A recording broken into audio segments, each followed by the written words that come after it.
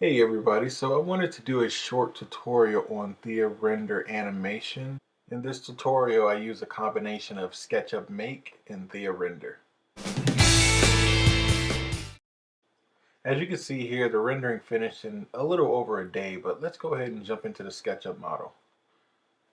So what I did here was created three scenes in SketchUp. So if you look under the View tab, you can go into animations and add scenes. So wherever you toggle your orbit tool to whatever position you want to look at, whatever perspective or frontal view, you can then go to the View tab, go to animations and click add scene, and it'll set the scene there.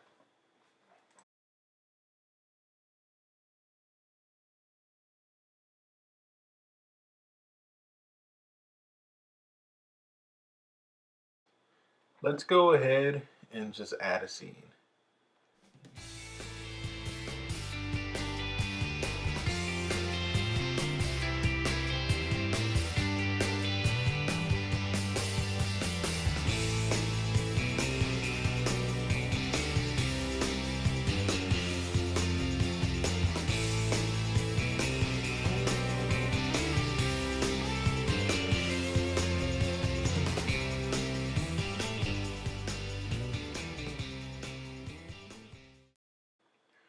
Okay, so once you have all of your scenes set up the way you want, you can then go ahead and move into the rendering page on in Thea Render.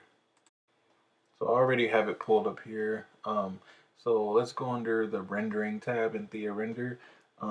So the samples per pix, usually that's set at 512, and that tells it the type of quality each picture would have. So of course, the higher the number, the better the quality. I went ahead and set it at 112, or set it at 5. It's usually set at 512. And time, I set the time at 3 hours, 180 minutes because again, I just wanted to do a quick rendering.